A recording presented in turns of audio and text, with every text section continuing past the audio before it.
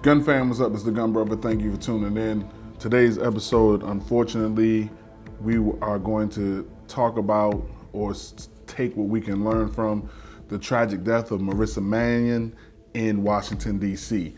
So let's just get right into it.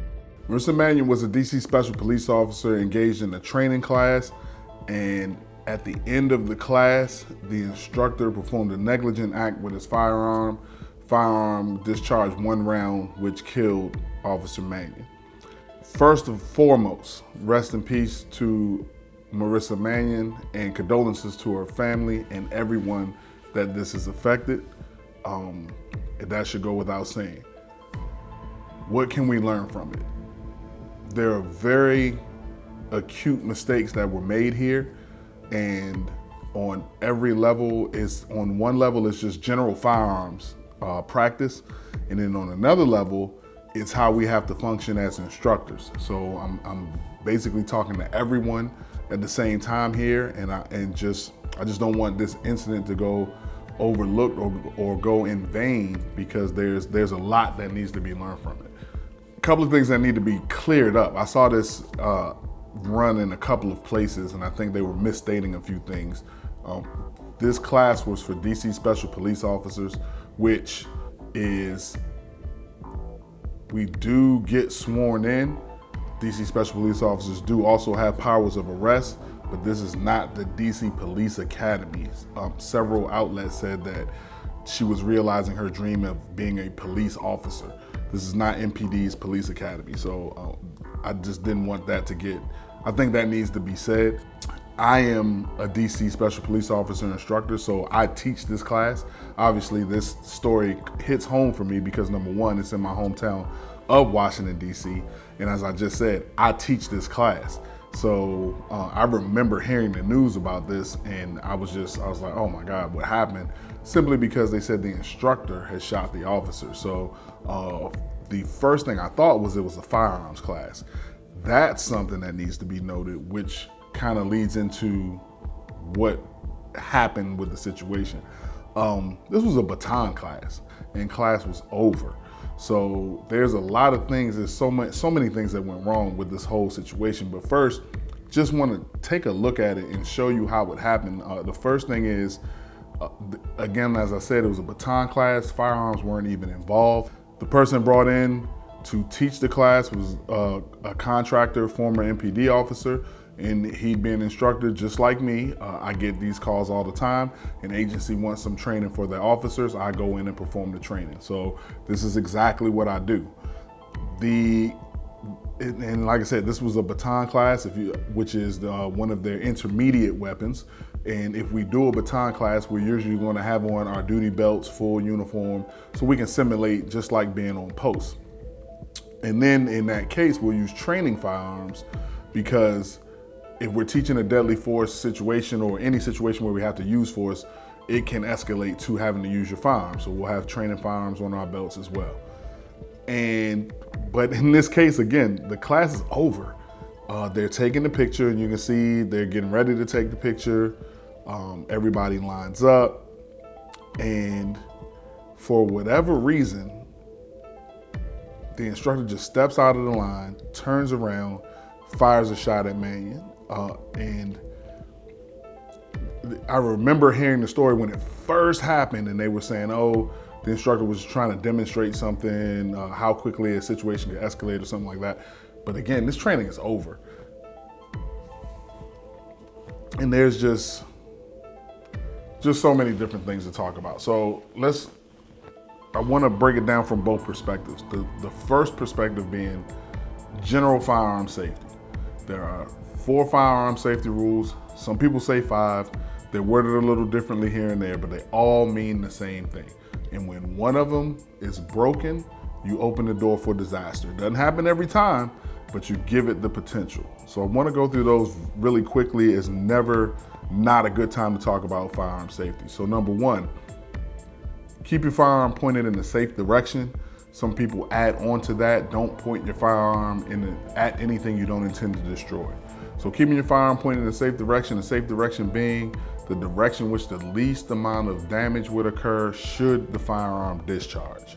So you have to choose that, whatever that safest direction is, and that damage being personnel and property, that is the safest direction for your muzzle at any given time if the firearm is up holstered or out. Second, keep your finger off the trigger until you are ready to fire. Ready to fire meaning you have chosen a target, identified it as a threat, and have made the determination to shoot at it. That is when your finger goes to the trigger, okay? If you are at a low ready, for whatever other reason you have your firearm out, but it's not up on a target that you've selected, your finger should be along the frame. Third, identify your target, what's beyond it and before it. The way I teach it is 2 levels of identification. Number 1, you have to identify the target. Identify the target as a threat, okay? In other words, we don't shoot at sounds. We don't shoot at shadows. We don't shoot at things we can't see if we have not been able to determine that we're able to identify that object as a target or as a threat. Scenario, you hear a bump in the night, you come down the steps or around the corner with your firearm, you see a shadowy figure, you start shooting at it. You haven't identified that target. You don't know who that target is, you saw a shadowy figure, and you started shooting at it, and it's a relative. Identify the target as a threat, or identify what you see as a threat. Then we want to identify what's beyond it and before it. So beyond it, if we're in home or in a building, are there rooms over there where if we have overpenetration, somebody could still get hurt? If we're in public, are there people in the background that if a round was to continue traveling, that someone could get hurt? You have to understand that even if you hit the target, if that round overpenetrates and strikes someone else or does anything else, it continues to travel, you are still liable for it. So even hitting your target, overpenetration and that round continues to travel, you are still liable for it. And then in the foreground, anybody running around, things in front of it, or anything between you and the target that you could hit and cause a ricochet, and you then would not hit your intended target. So identify your target, what's beyond it, and what's before it. Last but not least, treat every weapon as if it's loaded, and this is where it depends on how you learn it. If you learn it from me, we're going to treat every weapon as if it's loaded, and that includes training firearms. Even with the training firearms, unless we are doing scenario-based training, which other measures are in place at that time, don't point. That's how you develop the habits. We use the training firearms to develop the habits with the real firearms. In class, people will do certain things, they'll relax and drop their arm to the side, and I'll say, no, keep the gun pointed down range, so that those habits develop so that when we put the real firearms in their hands, obviously, they're more used to handling it and keeping that muzzle pointed in the safe direction. Don't point that training firearm at your classmate. We're treating it as if it's loaded. We're treating it as if it's real. So treat every weapon as if it's loaded would keep you from doing what Mr. Porter did in this incident. If you treat every weapon as if it's loaded, you would never point it at someone and pull the trigger, period. And just about every firearm accident, you can point at one rule that was specifically broken that caused the accident. So if you abide by the rules at all times, you will not have an accident like this. And most would argue, they want to say this is an accident, it's a negligent discharge. Those are for your firearm safety rules. That's one aspect of it. Second aspect of it, it really comes down to everybody, but I'm speaking to instructors as well. There's no live ammunition in the training environment. This wasn't even a firearms class. If it was a firearms class, there still should be no live ammo in the area, and we're going to use dummy rounds for anything that we have to use to make examples and show how to operate firearms, or if we need the firearms to function. But there should be no live ammo in the training environment at all. I know in some instances, some instructors like to remain armed, but that discipline has to be that firearm does not come out of your holster. There are statements on the record that the instructor had a training firearm at some point. I believe at some point he actually pointed it at Officer Mannion earlier in the training. So there was a level of camaraderie and joking around. You can't break the firearm safety rules. and this wasn't even a firearms class, it was a baton class. So instructors, we have to maintain our professionalism. We have to keep ourselves at a very high level of focus when we're in the training environment so that these accidents don't happen. I can promise you that if any of my students are watching this, they can even recall back to some points in class where, or even at the end of class, they want to ask additional questions, and I'll be like, stand by, let me get all this stuff put away first, and then we can talk. We have to keep those partitions up to keep our focus on safety 100% of the time. And just as important as everything else I've already said, instructors, civilians, anybody that's handling firearms, you should, at the minimum, have a trauma kit on hand all the time. It should be in the trunk of your car, one at the house. If you're gonna be a concealed carry person, you may have to treat an injury for whatever reason.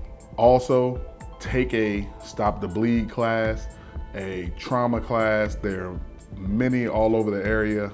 That is the other side of being a responsible gun owner, is being able to administer first aid. It could be to yourself, it could be to somebody that's with you in your party, it could be to the individual that you had to shoot. At minimum, have a trauma kit, take the extra step, go take a class, learn how to stop traumatic bleeding. Instructors, we hold our students everything in our hands while we're teaching. Safety is number one. So make sure you're being safe, make sure you're keeping your focus on your safety. And that's why this is to everyone, because I also encourage our civilians, I teach them how to dry fire, teach you how to practice. Safety's number one. Make sure when you're cleaning your firearms, practicing with your firearms, doing things with your firearms, and you're not on an open range, make sure there's no live ammo in the area. Make sure your firearm is cleared, clear it, check it twice, and make sure that the environment is safe before you proceed to do anything else. All right, so with that being said, thank you guys for listening. Chime in the comments if you guys have anything to say, especially my instructors. If you guys have any opinions or methods on how you keep your environment safe, feel free to share those. And with that being said, the Gun Brother is out. I will talk to you guys soon.